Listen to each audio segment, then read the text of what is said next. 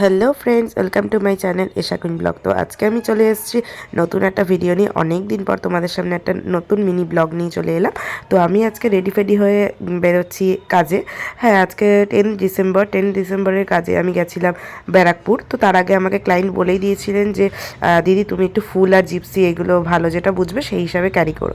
তো ওর শাড়ির কালার ছিল ব্লু, তো আমি সেই কালার অনুযায়ী ওর শাড়িতে বা ওর যেরকম লুকস চেয়েছে সেটাই কোনটা মানাবে আমি আমাদের এয়ারপোর্ট 1 নম্বর থেকে নিয়ে নিলাম জিপসি আর ফুল। তো তারপরেই চলে এসেছিলাম দমদম জংশন। তো তোমরা দেখতেই পাচ্ছ যে জংশনে এসে ট্রেন ঢুকে গেছে ব্যারাকপুর যাওয়ার জন্য। একদম ব্যারাকপুর লোকালেই আমরা উঠে পড়েছি। তো ট্রেনে ওঠার পরে আমরা ট্রেনে করে যাচ্ছি আমি আর মা। যেহেতু আমার শরীর কদিন ভালো ছিল না, শরীর খুব খারাপ ছিল, যার জন্য আমি সিজনের অনেকগুলো কাজ আমি রাখতে পারিনি, আমাকে দিয়ে দিতে হয়েছে অনেকজনকে। তো তারপরে আমি এই কালকে থেকে আর কি 10 তারিখ থেকে আমি কাজ শুরু করি। এখন এন্ড অফ দ্য সিজন চলে এসছে প্রায়। তো যাই হোক, আমি যেটুকু করেছি, যেটুকু পেরেছি সেটুকুর জন্যই আমি স্যাটিসফাই। কারণ আমার বাদবাকি কাজগুলো তো আমার যা মেকআপ আর্টিস্টে নেয়ানা রয়েছিল ওরা তো করে দিয়েছে। অ্যাটলিস্ট তাদের ক্লায়েন্টের তো কোনো অসুবিধা হয়নি, এটাই আমার কাছে বড় জিনিস। তো তারপরে আমি আস্তে ধীরে ওর স্কিনটা প্রিপারেশন করি, আই মেকআপ করি। তো একদম ও লাইট মেকআপ বলেছিল যে দিদি আমাকে একদম সিম্পল নিউট করে দিও, যেহেতু আমি কোনোদিনও সাজিনি, তার জন্য আমার যেটা ফেসে ভাল লাগবে তুমি সেটাই করো, বাট একদম সিম্পল রেখো, বেশি গর্জিয়াস করার কোনো দরকার নেই।